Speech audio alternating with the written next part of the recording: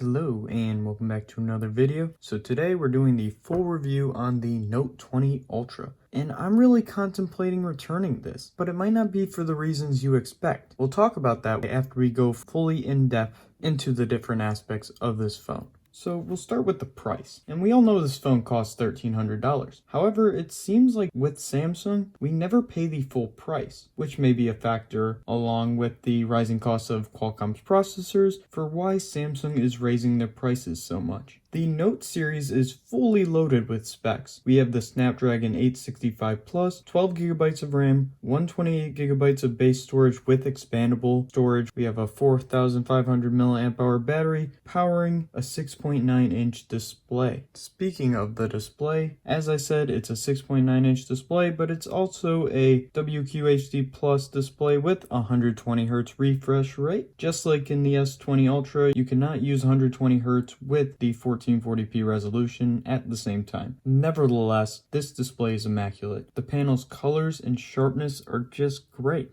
120Hz makes everything feel so smooth, and the curved edges actually don't feel like too much this time around. You get a few accidental touches, but overall I haven't had a problem even using this without a case. One thing that makes the display even better is the design. So up here we have an Infinity O hole punch, but it's so small this time around that you can barely notice it throughout your day. It looks like we have a full display here, and I absolutely love it. The boxy design also is great for content consumption. It just makes it feel so nice to use. The phone feels so premium, especially with the matte finish on the Mystic Bronze version. When you use the phone without a case, it feels so thin, and you realize why Samsung made some of their choices. The camera bump is absolutely humongous, but I actually enjoy the character that the layout brings overall. It just looks deliberate and just nice. To get into the phone, you can use Face Unlock or the in-display fingerprint reader, as you saw right there. Both work very well. I haven't had an issue with either option. Although the speed of the fingerprint scanner has been improved since I first used it on the S10, you still can't use a glass screen protector on it. But the phone does come with Gorilla Glass Victus for durability. As for the current software, this uses One UI 2.5 over Android 10, and it's been a surprising pleasure to use.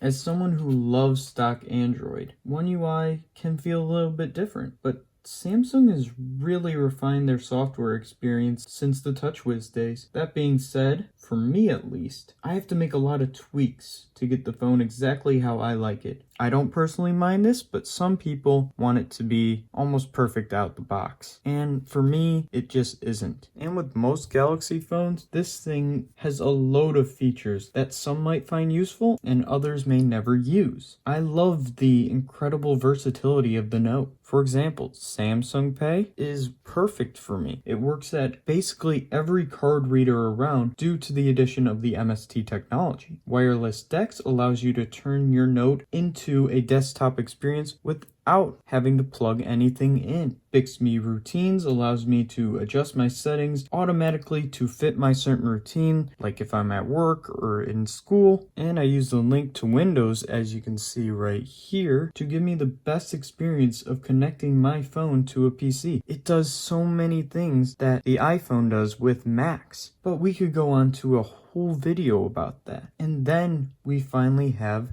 the S Pen. When I had the Note 10 Plus, I rarely used the S Pen, but this time around, I've used it so much. I never thought I'd say how much I enjoy it. The improved latency makes it feel incredibly smooth. I use it to write down video ideas here and there. And finally, there are some really useful S Pen features. Creating GIFs, for example. Extracting text that I usually wouldn't be able to. Using it to magnify. I won't act like the air gestures are useful, but overall, I can say that I'm become more of an S Pen user than I ever have, and it's become vital to the way I use my Note. Given that this is the premium version of the Note series, you have all these givens. The performance is top notch. I have zero complaints. Gaming is great, and I'll probably make a separate video showing you that. Watching content is phenomenal because of the great display and the speaker system. Here's a quick example of the speaker system. The speaker system sounds great, and it doesn't vibrate like the Note 10 Plus did in the past for me. More given features include wireless charging and an IP rating. If I went into depth on all of these things, then this video would probably be too long. But just know, it hits a bunch of different aspects very well. But what I do want to get into is the camera and the battery life. The camera system is just excellent. I'll be showing you guys some examples. I found it to provide so much detail. And Samsung's color science is still a little bit vibrant, but it doesn't look too unrealistic like for some I've seen in the past. The periscope lens is just insane. I could get pictures of the moon and of things that are way far out that I didn't think I could get enough detail of. The ultra wide lens is probably the best ultra-wide lens I've ever used. Finally, video is also amazing. With the Pro Video mode, there's a lot of ways you can customize it to get exactly how you want. The only negative I find is when you're taking photos of close-up subjects. Sometimes we get that focus fringing that you saw on the S20 Ultra, and that's due to the large sensor. But overall, I'm extremely happy with the camera system, and I got a lot of great shots. Now, where I'm not as happy is with the battery life. Samsung chose to keep the phone thinner and include a 4,500 mAh battery instead of a larger one. I believe that this 4,500 mAh battery would be fine because of the efficiency of the LTPO display, but it's not the best. I have personally had very inconsistent results. Some days I get 5 hours of screen on time, and then other days I get 8 hours of screen on time. More often than not, I get the 8 hours of screen on time, which is just fantastic given that I use 120 Hertz. However, it seems that the standby battery, or the battery while on LTE, seems to go down just as fast as when you're using it, which is why I got these mixed results, I believe. That being said, I'm confident Samsung will improve it with software updates, and this phone does get 3 years of major Android software updates, but it's important to note that I had a lot of friends who got the Note 20 Ultra and were extremely disappointed by their battery life.